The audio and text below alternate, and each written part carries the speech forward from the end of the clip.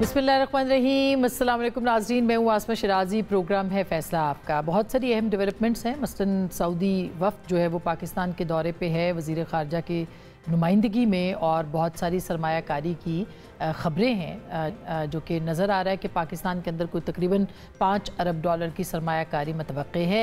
आज जो press conference हुई उसमें भी इंदिया दिया गया कि अगले 3 से 4 महीने के अंदर पाकिस्तान के मुख्तलिफ शोबों में, जिसमें माइनिंग है और दीगर पेट्रोलियम है और दीगर जो फील्ड्स हैं, उसके अंदर इन्वेस्टमेंट सऊदी अरब करेगा। ज़ाहिर है कि एक बहुत बड़ी खबर है। और इसके साथ साथ अगर देखा जाए तो दूसरी बड़ी खबर फैज़ाबाद कमीशन रिपोर्ट के हवाले से, और फैज़ाबाद कमीशन रिपोर्ट के कुछ मंदरजात जो कि मंजर-ए-आम पर आए हैं, उसके मुताबिक सारी जिम्मेदारी उस वक्त की सियासी हुकूमत या पंजाब हुकूमत के ऊपर फिक्स कर दी गई, और ये कहा गया कि अपने वोट बैंक को बचाने के लिए कार्रवाई ना की गई। इस कमीशन ने ये जवाब नहीं दिया कि ये धरना किसकी ईमा पर हुआ।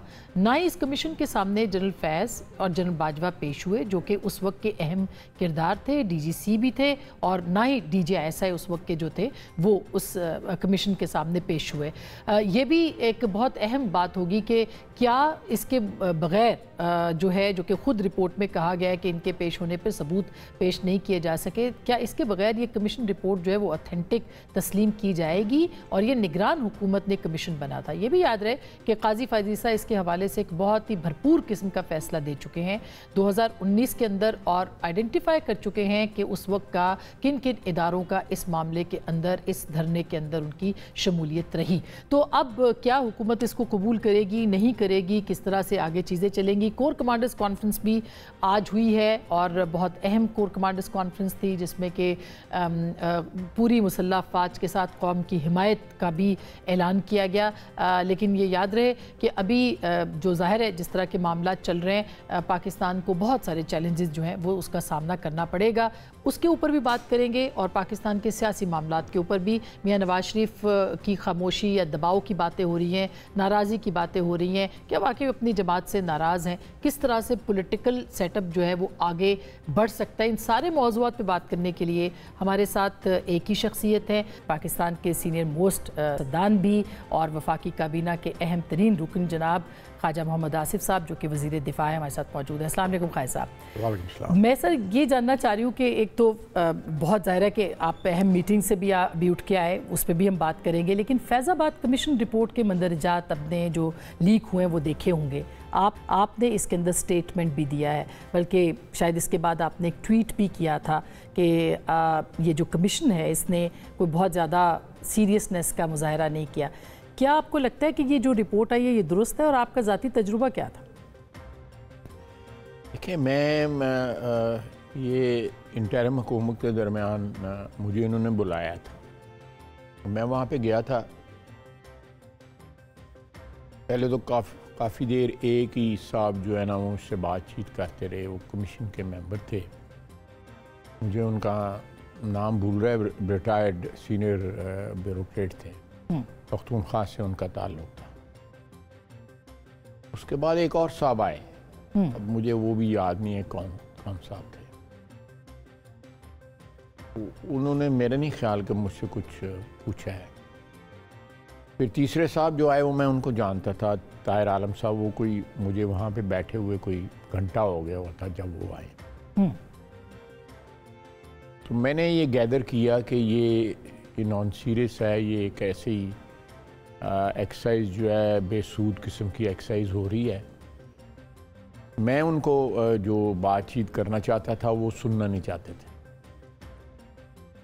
तो मैंने ये उनको कहा कि आप मुझे लिख के सवालात भिजवा दें, और मैं आपको लिख के उनके जवाब दे देता हूँ, तो ताकि चीज़ें रिकॉर्ड पे आ जाएं। मुझे उन्होंने कहा जी ठीक है, मुझे कभी सवालात उसके बाद नहीं भिजवाएगी।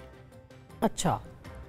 मैंने उनको ये भी कहा कि आप जब मेंटली रेडी होंगे, सारे मेंबर मौजूद होंगे, तो ये तो आप आ रहे हैं, कुछ आ रहा है, ट्रैफिक लगी हुई थी उस दफ्तर के अंदर जो है मेंबर्स की, कोई मुझसे सवाल पूछने में कोई लंबा चौड़ा इंटरेस्टेड नहीं था।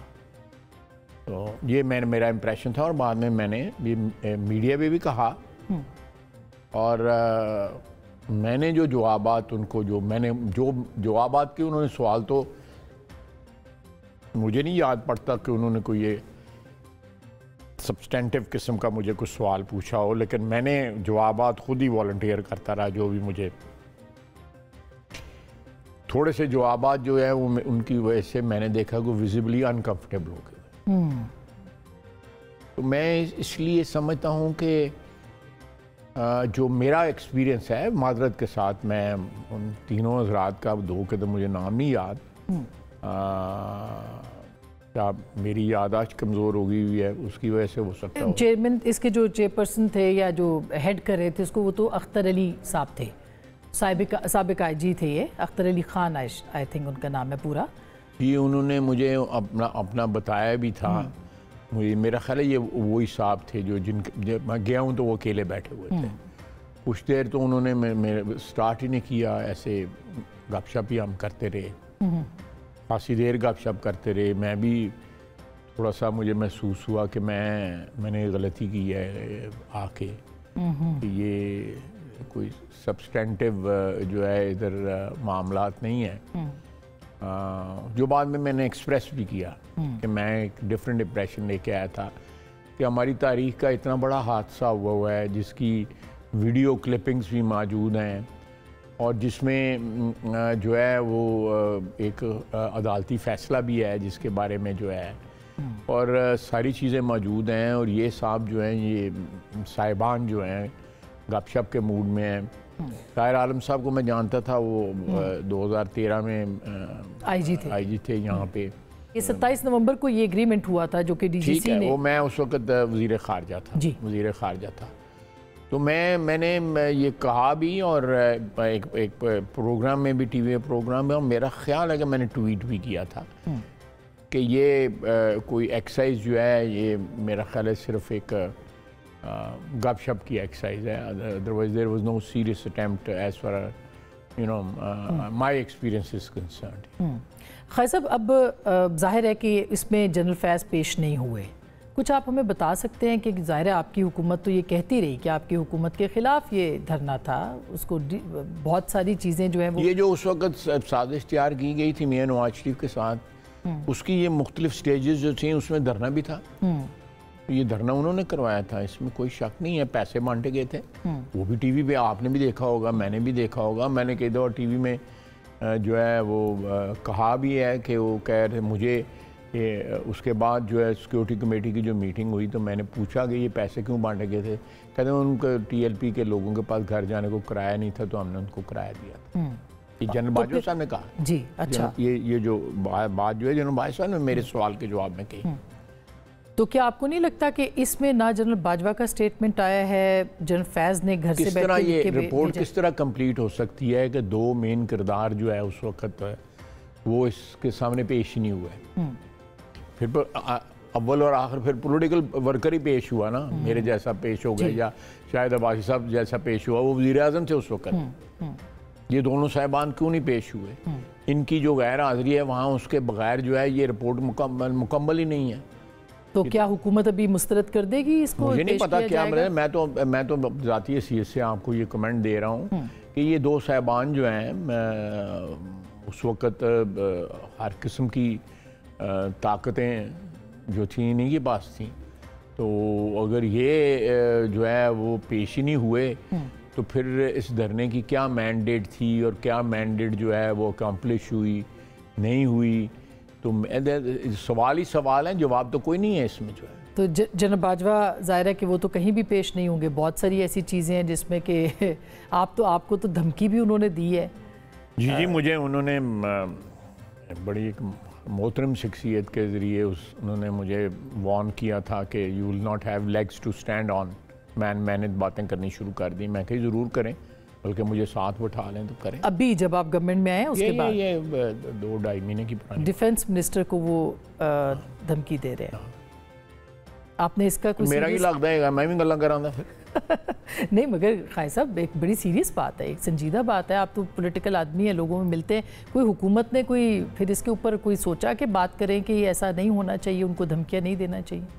नहीं, मैं नहीं समझता मैं हुकूमत को या अपनी ऑफिशियल पोजीशन को जो है इन्वॉल्व नहीं करना चाहता। मैं एक पॉलिटिकल वर्कर हूँ, अव्वल और आखिर एक पॉलिटिकल वर्कर हूँ मैं। ये बाकी चीज़ें जो हैं ये तो आनी जानी होती हैं, ये वजारती शरारतें जो हैं, और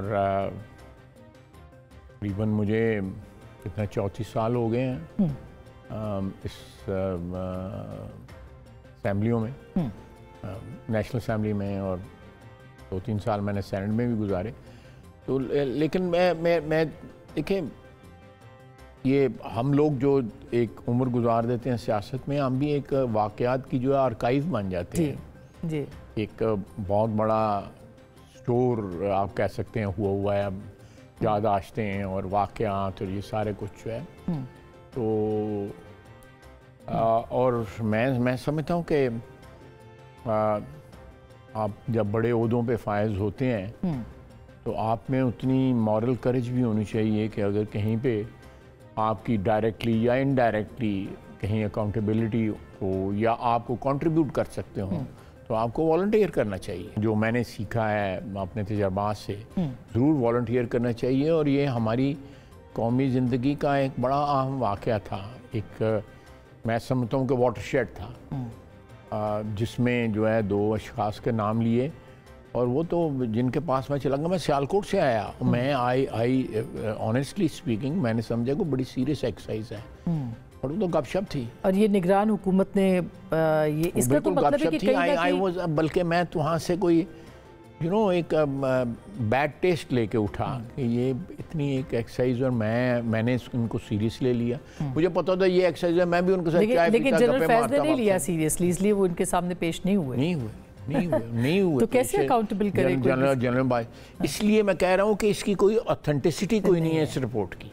तो क्या आप कोई क्रेडिबिलिटी इस रिपोर्ट की नहीं है। तो क्या आपकी हुकूमत करेगी सर इसके ऊपर? मैंने तो आपके सामने कह दिया है कि मैं तो ऑलरेडी कि ये इस रिपोर्ट की कोई वक़्त नहीं है। और जिन लोगों ने ये रिपोर्ट ऑथर किया है वो अपने गिरबान में ज़रा झांक के देखें कि उन्होंने फ़र्ज़ निभाया है कि नहीं निभाया। अपने आप से सवाल पूछें, मैं कोई सवाल जवाब नहीं करना चाहता। बिल्कुल खैर साहब, हमेशा से आप ये बात पहले भी कहते रहे हैं, इलेक्शन से पहले भी और अभी भी, ये तसलसल के साथ ये बात कि भाई मुदाखलत को रोका जाए, सियासत में मुदाखलत को रोका जाए, लेकिन उसकी कोई पेशबंदी नहीं हो रही, ना ही उसके ऊपर बात हो रही है। क्या आपको नहीं लगता कि आपकी हुकूमत जो है उसको कम से कम बातचीत का आगाज़ करना चाहिए? नहीं, मैं देखें, बातचीत जो है हम बिल्कुल जो है सियासी कुव्वतों सबसे बातचीत करने को तैयार है। इसमें कोई हेजिटेशन ज़रा भी नहीं है। वज़ीर आज़म के लेवल पे जो हम लोग वर्कर जो हैं उनके लेवल पे अगर कोई बातचीत से मसाइल हल हो सकते हैं तो 100% बातचीत होनी चाहिए जो है। और सियासी कुव्वतों को अपनी बरादरी की इज़्ज़त आबरू के लिए आपस में बातचीत करनी चाहिए, और किसी चीज़ के लिए नहीं, तो कम से कम अपनी बरादरी की इज़्ज़त आबरू के लिए करनी चाहिए। हम लोग दावा करते हैं कि हम मुल्क के खादम हैं, हम इलेक्शन लड़ते हैं, हम कैदें भुगतते हैं, मुकदमे भुगतते हैं, मुश्किलात उठाते हैं। तो ये सारी एक्सरसाइज जो होती है, जो हमारी जो सारी ज़िंदगी का हमारी का हिस्सा है, तो अगर उसको हमने कहीं जिस तरह पंजाबी में कहते हैं सिरे चढ़ाना है, तो फिर जो है वो बातचीत ज़रूर करनी चाहिए। तो क्या मियाँ साहब ये शुरू कर सकते हैं बातचीत? वो सुना है नाराज़ हैं मियाँ नवाज शरीफ साहब आजकल और दबाव में भी हैं। नहीं, किसी किस्म का ना कोई दबाव है ना कोई नाराज़ हैं।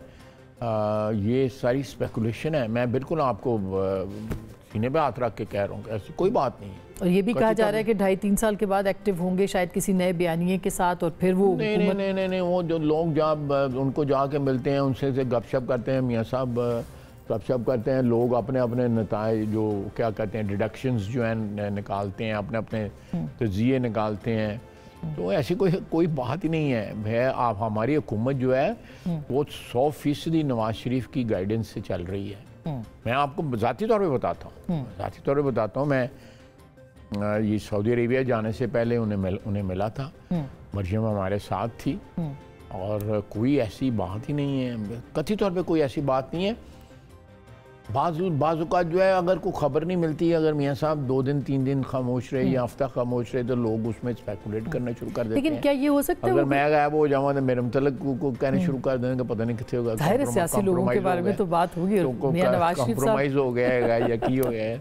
तो मेरा मतलब है कि ये तो मीडिया को इतनी गुंजाइश देनी चाहिए। तो आपको लगता है कि अगले 2.5 साल के बाद कोई पॉलिटिकल आपकी गवर्नमेंट जो है कोई क्रेडिट कार्ड के तौर पे उनको यूज़ कर सकती है? क्या आप आए बयानिए के साथ और हुकूमत में भी? मेरी बात सुने, इसको सीक्वेंस कर लेते हैं।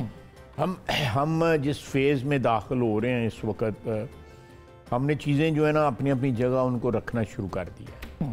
वो अभी एक्टिव होते हो सकता है महीना लगे, 2 महीने लगे, लेकिन हमें पता है कि कहाँ फॉल्ट लाइंस कहाँ पे हैं। उन फॉल्ट लाइंस का क्या हमने करना है, उनको किस तरह डील करना है। मैं अभी आ रहा था, मैं तो आपके पास आ रहा था, तो मेरी बात हो रही थी कि मैं और मोहसिन नकवी साहब ने हमने प्रोग्राम बनाया हुआ है कि हम एयरपोर्ट्स पे जाएं और ख़ुसूसन पीक आवर्स में, तो वहाँ पे जाके लोगों से पूछें कि आपकी कि FIA किस तरह आपको डील कर रही है, इमिग्रेशन किस तरह डील कर रही है, सिविल एविएशन आपको किस तरह डील कर रही है, ASF किस तरह डील कर रही है, कस्टम किस तरह डील कर रही है। ये सारी जो एजेंसीज़ वहाँ पे मौजूद होती हैं, जो ये लोगों को अच्छी तरह डील कर रही हैं, कपड़े तो नहीं उतार रही, क्योंकि आजकल जो है कोई आज से 6-6 साल 7-7 साल 5-5 साल पुरानी 2019 की जो है लगाई जा रही वीडियोस चल रही हैं। तो ये बाकायदा एक मंसूबे के तहत जो है पुरानी वीडियो चला रही हैं।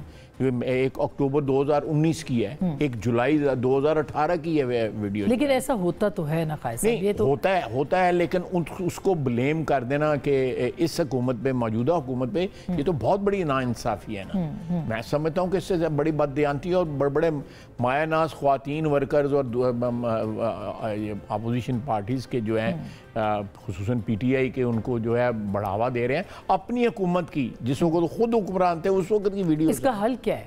उसका हल ये है कि ये इससे बड़ी बददियानती क्या हो सकती है कि ये तोहमत जो है, ये इससे बड़ा जो है मेरा ख्याल है कोई गुनाह ही कोई नहीं है। हमारे मज़हब की, मैं अपने मज़हब की बात कर रहा हूँ, मैं किसी और की बात नहीं कर रहा, अपने मज़हब में बात कर रहा हूँ कि दुश्मनाम तराजी या तोहमत जो है वो बहुत बड़ा गुनाह है। कि आप, मेरा मतलब है कि मेरे ज़ुबान पे कुछ कोई और आ रहा था, मैं ज़रा कंट्रोल कर रहा हूँ। तो ये पता नहीं क्या, फेक न्यूज़ एक मसला तो है और प्रोपेगेंडा भी फेक न्यूज़ मसला है, लेकिन जिन लोगों को, जो लोग ये लगा रहे होते हैं, उनको पता होता है कि ये फेक न्यूज़ है, ये हम डिलिबरेटली कर रहे हैं। मैं तो कहूँगा कि हुकूमत को इन लोगों के खिलाफ एक्शन लेना चाहिए, क्योंकि वो अपने नाम से लगे हुए हैं। वो ये नहीं है कि बाहर से पूरे PTI का जो ऑफिशियल अकाउंट है वो अमेरिका से ऑपरेट होता है। सर, अब डेफेमेशन के कवानीन अगर हों, अगर आपने देखा है कि एक यूट्यूबर जो लंदन में बैठा है उसके खिलाफ एक मुकदमा जीते हैं एक ब्रिगेडियर साहब। हाँ, 10,000 पाउंड उनको जी। तो डेफेमेशन के कवानीन अगर मजबूत होंगे तो फिर सब, यहाँ पे कौन सा कानून मजबूत है जी? आप तो मुझे बता दें, वो है मजबूत का कोई बिल्कुल नहीं है। आइन मजबूत है। अब ये फैज़ाबाद धरने की जो हम बात कर रहे थे, क्या इट्स यहाँ पे जो है प्रिविलेज क्लासेस ने इस मुल्क को जो है मजाक बना लिया हुआ है, जिसमें हम शामिल हैं। मैं अपने आप को नंबर 1 पे प्लेस करता हूँ।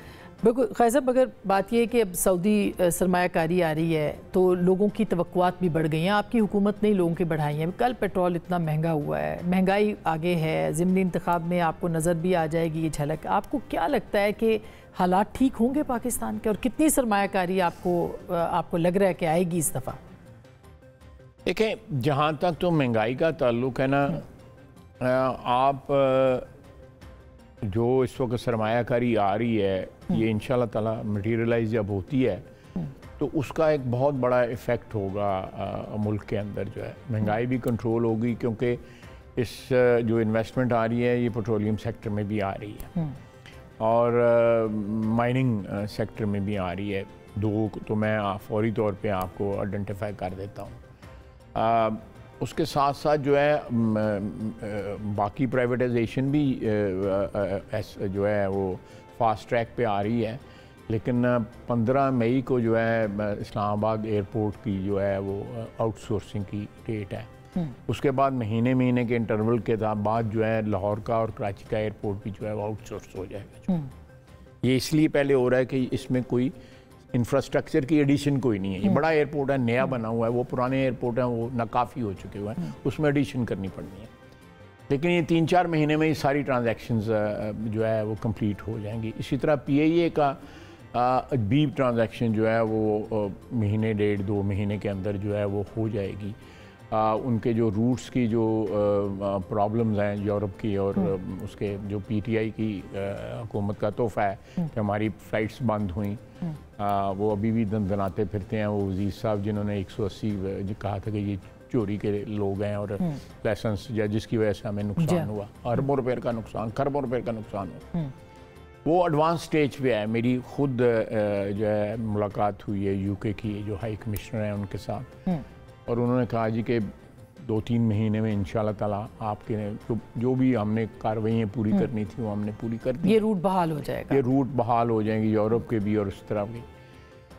तो ये खबरें अच्छी हैं, लेकिन और देखें PIA की प्राइवेटाइजेशन भी आपको लगता है कि ये भी हो जाएगी जिस तरह से PIA की? जी नहीं, PIA तो जो है रूट्स में जो है कोई ना कोई ले लेगा उसको, जो है उसकी लाइबिलिटी हमने निकाल के एक नई कंपनी में डाल दी है। वो गवर्नमेंट जाने वो किस तरह उसमें लाइबिलिटी किस तरह एडजस्ट करनी है ओवर द ईयर्स। देखिए मैं 1998-99 में मेरे पास ये पोर्टफोलियो था प्राइवेटाइजेशन का। मैं उस वक्त चीखता रहा कि ये प्राइवेटाइज करो। 100 से कम लाइबिलिटी थी, मेरा 50-60 अरब के करीब थी, अब 800 है। कौन कुछ जिम्मेदारी तो लेना है, इस मुल्क की तबाही की कोई तो जिम्मेदारी ले। यानी कम से कम आप जो है पिछले 30 साल में जो लोग हुक्मरान रहे हैं वो जिम्मेदारियां तो लें। इस मुल्क में जहाँ जहाँ जो है कोई कदम आगे बढ़े हैं ना, वो मियां नवाज शरीफ की हुकूमत में बढ़े हैं। मैं शर्त लगा ले तो मुझे जिस मर्जी प्लेटफॉर्म पे ले जाए, मियां नवाज शरीफ की हुकूमत में बढ़े, चाहे वो बिजली घर बने हैं, चाहे वो सड़कें बनी हैं, चाहे को और कुछ चीज़ें यहाँ पे इंट्रोड्यूस हुई हैं इस मुल्क में, पॉलिसी जो है वो चेंजेस आई हैं, पॉजिटिव चेंजेस आई हैं, सारी मियां नवाज शरीफ ने। लेकिन क्या वजह है कि आप अभी भी अगर आप देखें तो खान साहब की जो मकबूलियत है वो जिस तरह की है उसमें तो कारकर्दगी ज़्यादा ऐसे फिनोमेना दुनिया में आलमी तारीख में भी मिले हैं, मौजूदा हालात में भी मौजूद है, अमेरिका में मौजूद है। बाइडन जो है struggling for the next election and Trump जो है वो वहाँ पे पॉपुलर है। और मैं एक फॉरेन इलेक्शन है, मैं नहीं उस पर कमेंट करना चाहता। इस तरह के आपको बहुत से नज़र आएंगे एग्जाम्पल दुनिया में इस वक्त। खान साहब ये जो सरमायाकारी है या जो भी आपकी मुआशी इस्तेहकाम है, ये तो सियासी इस्तेहकाम से जुड़ा है। खान साहब के कहा जा रहा है कि उनकी बरीयत शायद हो जाएगी, तो फिर क्या हालात होंगे? मेरा ख्याल है जी कि आप ये 3 दिन में जो उनकी तहरीक जो चलाई है उनकी आप बेहतर जानती हैं, आपके बड़ी नब्ज़ पे हाथ है सियासत की, कि क्या वो तहरीक पिछले 3 दिन में टेक ऑफ की है उसने कहीं पे? मुझे तो नज़र नहीं आया, बल्कि आप लोग भी नहीं कवर कर रहे उसको, मीडिया भी नहीं कवर कर रहा जी। उस पे ज़ाहिर है अभी तो शुरू है ना, अभी शुरू है, नहीं पहले ज़्यादा शोर होता है, फिर आहिस्ता आहिस्ता टेपर ऑफ होता है। तो ये अगर यही है, ठीक है, वोट उनका है, बहुत वोट है उनका, इसमें कोई शक नहीं, मैं बिल्कुल डिनाई नहीं करता। लेकिन ये कितनी देर ठहरता है, कितनी देर नहीं ठहरता। तो खाई साहब लास्ट पीपल्स पार्टी शामिल होगी काबीना के अंदर आपके? आई डोंट नो, लेकिन हमारा कंफर्टेबल एक सफर जा रहा है। अच्छा। मुझे कल बड़ा दुख हुआ असेंबली के अंदर जब आसफा ने हल्फ उठाया और जिस तरह गाली गलोच जो है PTI ने की है, नंगी गालियां दे रहे थे। बच्ची है जी, लॉन्च हो रही है, एक शहीद की बच्ची है, एक शहीद की नवासी है, मेरे उनसे इख्तलाफ आता है, मेरे पीपल्स पार्टी के साथ इख्तलाफ है, बरमला मैं कहता हूँ, लेकिन कोई लाइनें तो हमने खींची हुई हैं ना कि भाई ये लाइनें नहीं क्रॉस करनी है। बच्ची है, उसके सर पे हाथ रखो कि असेंबली में आई है, एक नई जनरेशन इंट्रोड्यूस हो रही है, आप लोग क्या कर रहे हैं? वो जब जा रही थी उसको गालियां दे रहे, नंगी गालियां दे रहे थे। आप उसका भाई बैठा हुआ उससे लड़ लें, उसका बाप प्रेसिडेंसी में बैठा है उससे लड़ लें, उनकी लीडरशिप बैठी है और लड़ लें।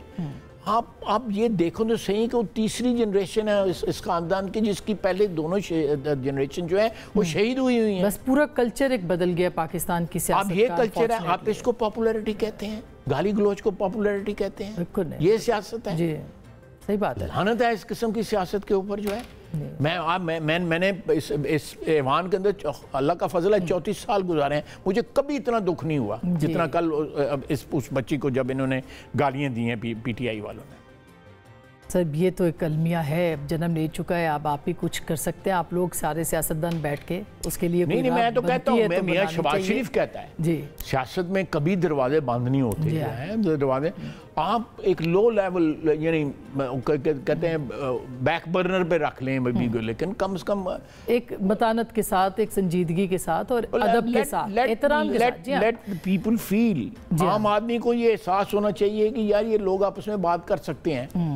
अगर वो देखते हैं ऐसे में मुफाहमत की कैसे फिजा बनेगी? नहीं, अगर ये लोग देखते हैं और कहते हैं कि यार ये तो लोग मायूस होकर फिर फ्रस्ट्रेशन में पता नहीं क्या क्या लोग करते हैं। बहुत शुक्रिया sir, thank you so much. छोटी सी ब्रेक ले रहे हैं। हमारे साथ आपने सुना ख्वाजा साहब ने जो बातें की हैं। ब्रेक के बाद दोबारा आएंगे और फिर अगले मौजू पे बात करेंगे। हमारे साथ रहिएगा।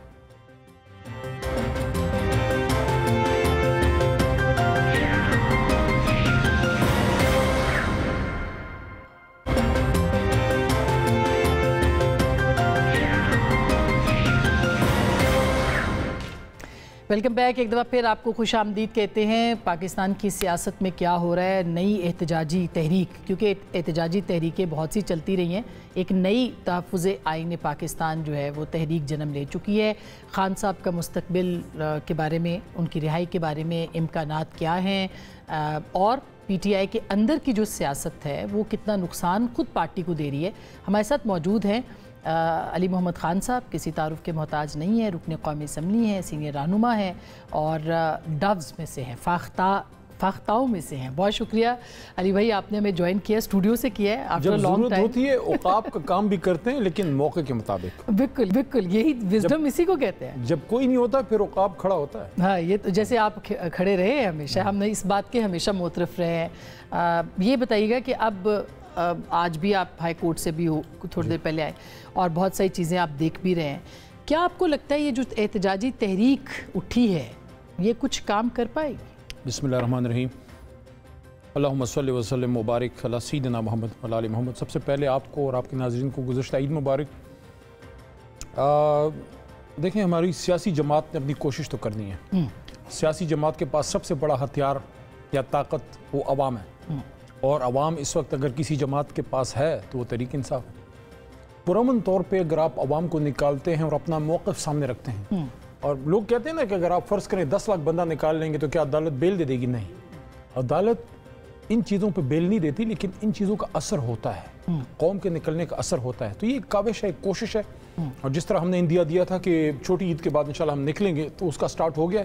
होपफुली मैं पुरुमीद हूँ बैसी सियासी कारकुन के कि बड़ी ईद से पहले इंशाल्लाह खान साहब और असीरान निकलेंगे और वो जब निकलते हैं बात आगे बढ़ती है ताकि मुल्क एक तरफ लगे। इस वक्त कोई भी चीज़ आपके मुल्क की ठीक नहीं है। इवन ये भी नहीं लग रहा कि कोई हुकूमत है भी कि नहीं। वो हुकूमत जो अपना वज़ीर दाखिला ना लगा सके, अपना वज़ीर ख़जाना ना लगा सके, वो सब कुछ हो सकती है, हुकूमत नहीं। लेकिन आप इतने पुरुमीद क्यों हैं? मसलन अभी उनके 190 मिलियन पाउंड केस भी है, दीगर केसेस भी हैं, तो आपको इतना यकीन क्यों है कि खान साहब बाहर आ जाएंगे?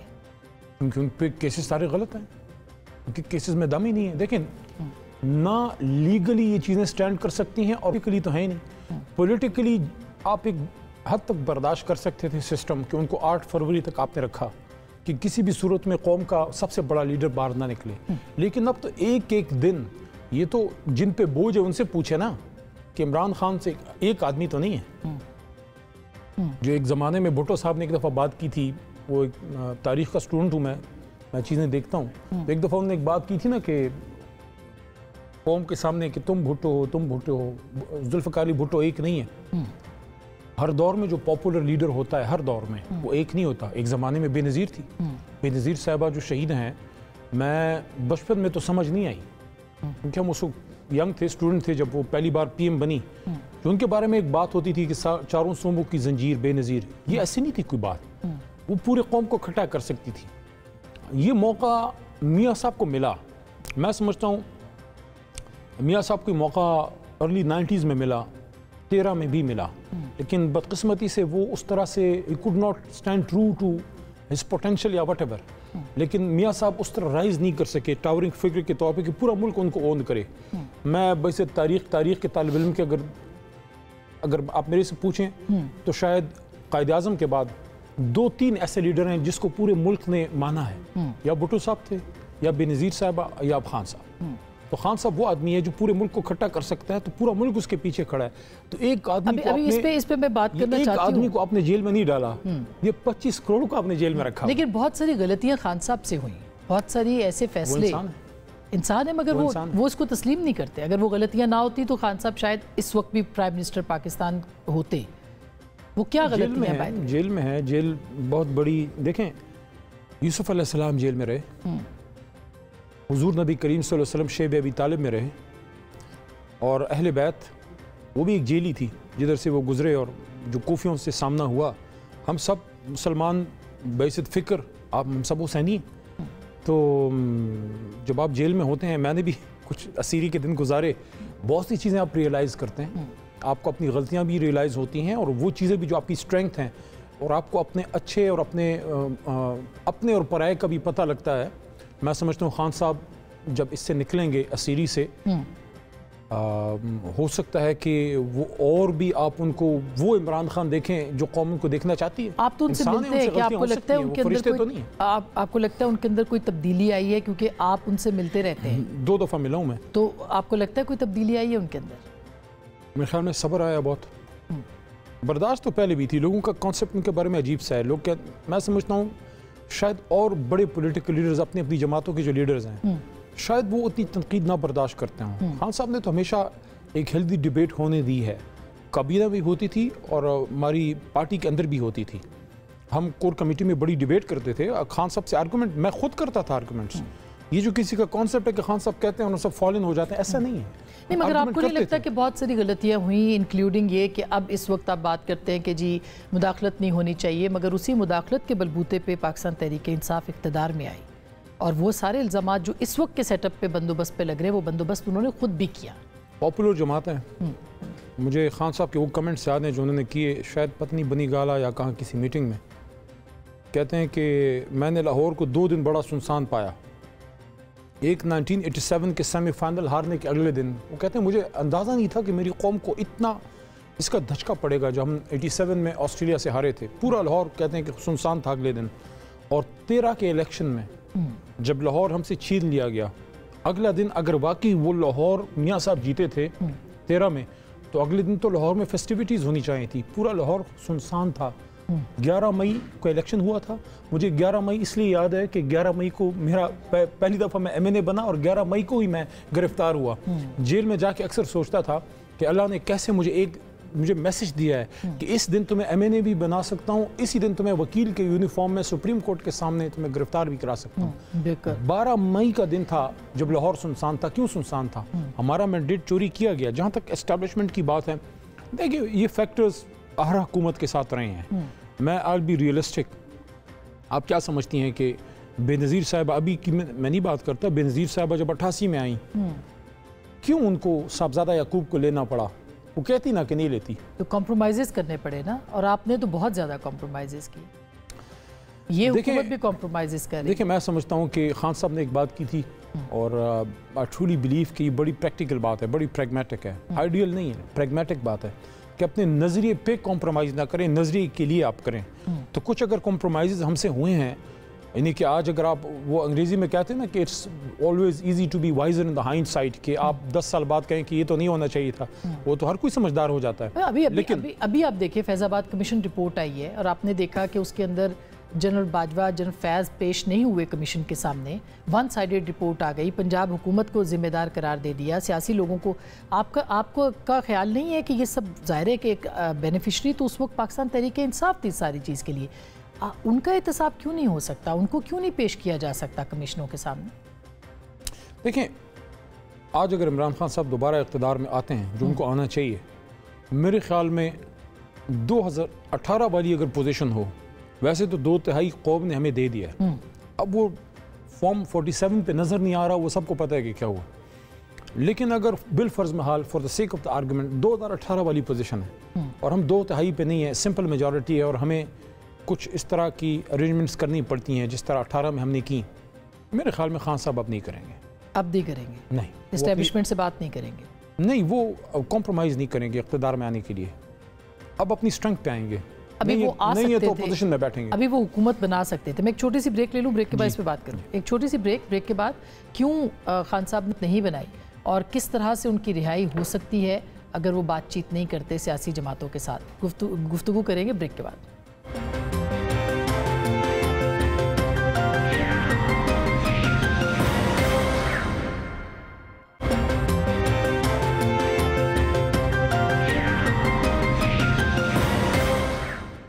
Welcome back. एक दफ़ा फिर आपको खुशामदीद कहते हैं। जनाब अली मोहम्मद खान साहब हमारे साथ मौजूद है। खान साहब, अब वही हम बात कर रहे थे कि एक और कॉम्प्रोमाइज़ वो कर सकते थे, करना चाहिए था। कि आपको नहीं लगता कि एक अच्छी अपॉर्चुनिटी थी पीपल्स पार्टी के साथ मिलके हुकूमत बनाते और ये सारे मामलात नहीं होते?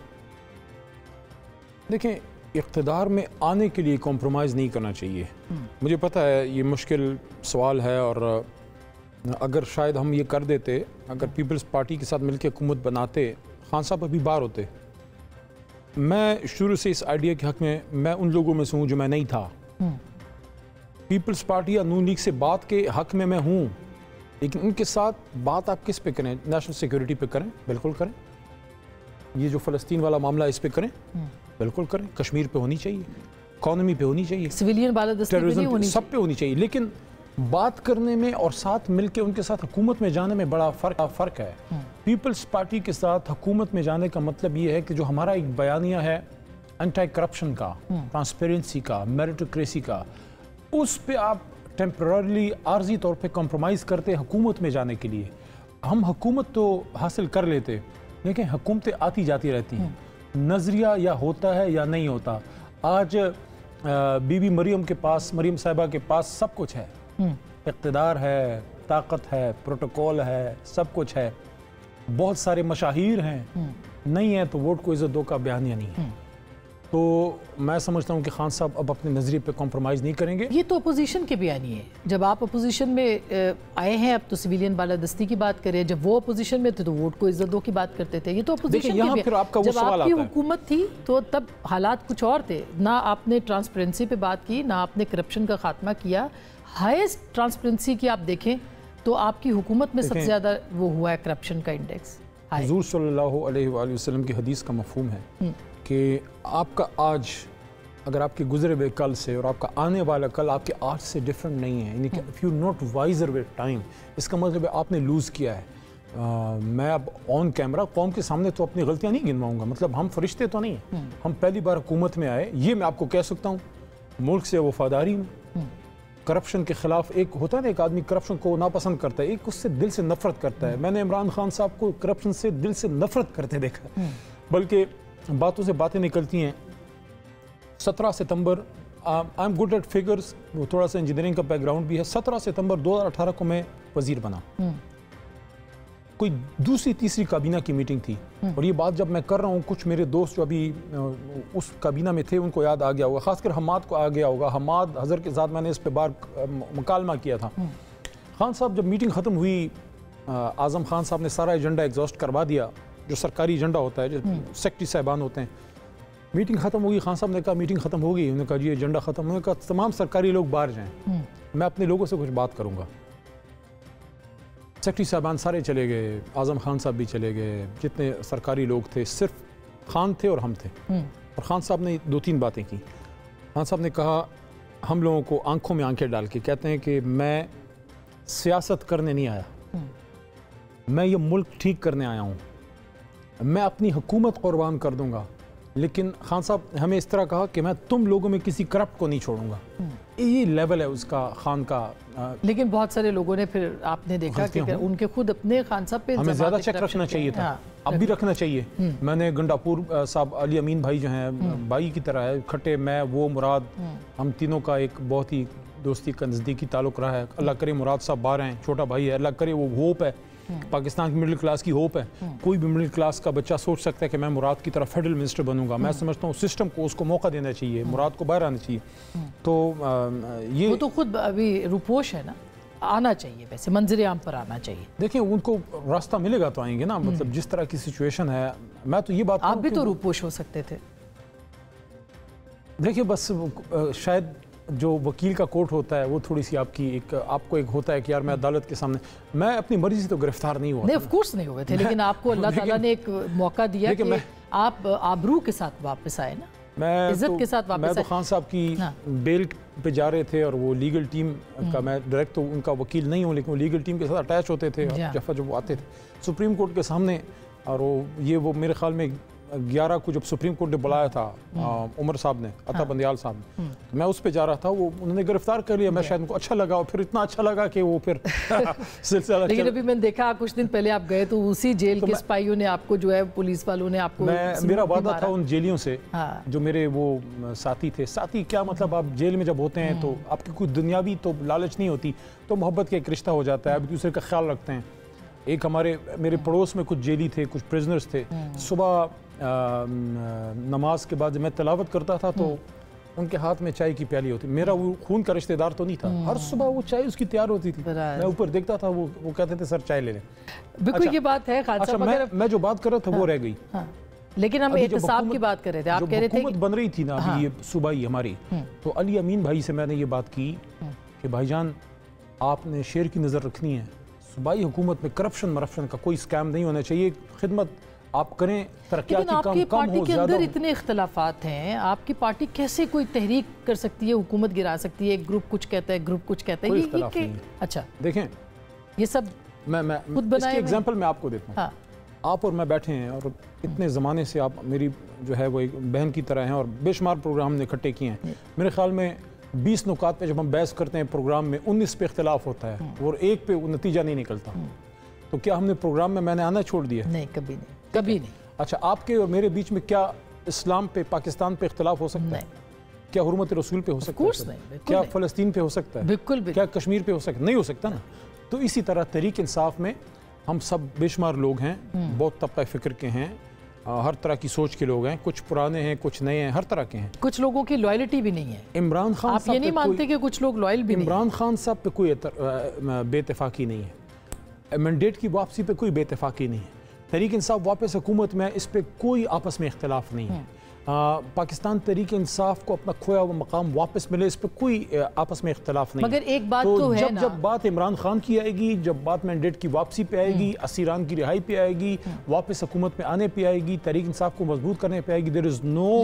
लेकिन खान साहब ये तो आप मानेंगे कि आप रिहाई ऐसे नहीं होती ना, पाकिस्तान के अंदर सियासी मुकदमात होते हैं, सियासी तरीके से बनते हैं, सियासी तरीके से ख़त्म होते हैं, आपको डील करनी पड़ती है, आपको बातचीत करनी जरूरी पड़ती है। नहीं है। खान साहब सिर्फ इस्टेब्लिशमेंट से बात करना चाहते हैं, सियासी लोगों से बात नहीं करना चाहते। देखें, अगर ये बात है, मेरे जैसे लोग, ज़ाहिर है मैं खान की तरह कोई लीडर तो नहीं हूँ, वर्कर हूँ, लेकिन हम भी बाहर आए हैं, हाई कोर्ट पेशावर के हुक्म से आए, 7 बार हमारी ज़मानतें हुई हैं, लोगों ने गिरफ्तार, जब कुछ नहीं हाथ लगा तो आखिर में फिर मर्दान का 7 MPO लगा दिया, अपना 15 MPO जो है वो लगा दिया, 13 MPO, उस पर फिर तौहीन अदालत के नोटिस वगैरह इन लोगों को मिल गए। शहरियार अफरीदी साहब निकले हैं, जुनैद अकबर खान साहब अदालत के हुक्म पे निकले हैं, हमारे बहुत से लोग, ये फॉर्मर स्पीकर मोहतरम असद कैसर साहब अदालत के हुक्म पे निकले हैं।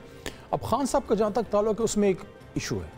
देखिए, मेरे पे 9 मई का केस था, वो दहशत गर्दी अदालत ने डिसमिस कर दिया। जब उनके पास कुछ नहीं बचा, फिर करप्शन के केसेस बनाते गए। मेरे पे तो पता नहीं मछलियों का केस बना, मैं इधर बैठा, मुझे मछलियों का क्या पता, फिशरीज का, वो चलता रहा सिलसिला। खान साहब का इशू ये है कि खान साहब पे उन्होंने 200-250 कर दिए केसेस। अब अगर साइफर से वो निकलते हैं, साइफर में कुछ नहीं है, आज अभी मैं साइफर से हो गया हूँ, तोशखाने का फारिग हो गया, साइफर का फारिग होने वाला है। इद्दत तो 1500 साल में पहली बार इस्लामी तारीख में निकाह पे सजा दी गई है। वो मुकदमा तो उस पर मैं कभी बात नहीं की, मैंने उस पर कभी बात नहीं की, मगर लास्ट में आपको पूछूं, 190 मिलियन मिलता है, फिर वो अलकादिर का जो है जी 190 मिलियन वाला बड़ा केस है। बेसिकली अब केस वो है क्या, एक वजीर आजम है जो कहता है कि मेरे मुल्क के बच्चे तसव्वुफ सीखें। नहीं, इसके ऊपर बहुत बहस हो सकती है अली भाई, इसमें बहुत बहस हो सकती है। वज़ीर आज़म को इस पे सजा दे रहे हैं कि वो बच्चों के लिए यूनिवर्सिटी ना बनाए। 190 मिलियन पाउंड के इवेंट्स जो कुछ था वो सब नहीं पड़े हुए। वो जो शहबाज शरीफ साहब कहते हैं ना, शहबाज शरीफ साहब के एक दहला नहीं, एक दहला जो है वो खान साहब के अकाउंट में कोई उसमें गया, बीबी साहिबा के अकाउंट में गया। ये बताइए कि ऑलिव ब्रांच क्या पेश कर सकती है तहरीक इंसाफ गुफ्तगू के लिए? Last question. सबसे बड़ी बात जिसका मुझे दुख है, मुल्क तरक्की कर रहा था, वापस ट्रैक पे चढ़ाना है, आपस में मुनाफरत बहुत बढ़ गई है। मैं साफ साफ बात कर रहा हूँ, चाहे किसी को अच्छी लगे बुरी, कौम में इदारों में बहुत फासला आ गया है, नहीं होना चाहिए। पाकिस्तान वो मुल्क है जिसके बेशुमार दुश्मन हैं, बॉर्डर के साथ भी हैं, बॉर्डर से दूर भी हैं। हमें ऐसी सिचुएशन डेवलप नहीं करनी चाहिए जिसमें कौम में या इदारों में फासला हो। ये फासला सिर्फ एक शख्स दूर कर सकता है, उसका नाम है इमरान खान। वापस दुनिया के नक्शे पे एक इमर्जिंग ताकत के तौर पे, एक डेवलपिंग कंट्री के तौर पे इन्वेस्टमेंट आ रही है, कार मैन्युफैक्चरर्स आ रहे हैं, पैसा आ रहा है, लोग ज़मीन ले रहे हैं, ख़रीद रहे हैं, आपका इंफ्रास्ट्रक्चर बन रहा है। ये सारा कुछ तब होगा जब मुल्क में पॉलिटिकल स्टेबिलिटी आएगी। और पॉलिटिकल स्टेबिलिटी तब तक नहीं आ सकती जब तक 25 करोड़ आवाम को रिप्रेजेंट करने वाली सबसे, मैं ये नहीं कहता 25 के 25 हमारे साथ, लेकिन 2/3 हमारे साथ। अगर आप हमें साइड लाइन करेंगे, आखिरी बात, अगर आप इमरान खान को साइड लाइन करेंगे, तहरीक इंसाफ को साइड लाइन करेंगे, भूल जाएं पॉलिटिकल स्टेबिलिटी होगी, और पॉलिटिकल स्टेबिलिटी नहीं होगी तो इकोनॉमिक स्टेबिलिटी नहीं होगी, और इकोनॉमी मजबूत नहीं है तो आप किसी काम के नहीं हैं। बहुत बहुत शुक्रिया अली मोहम्मद खान साहब। नाज़रीन, गुफ्तगू आपने सुनी, फैसला आपका।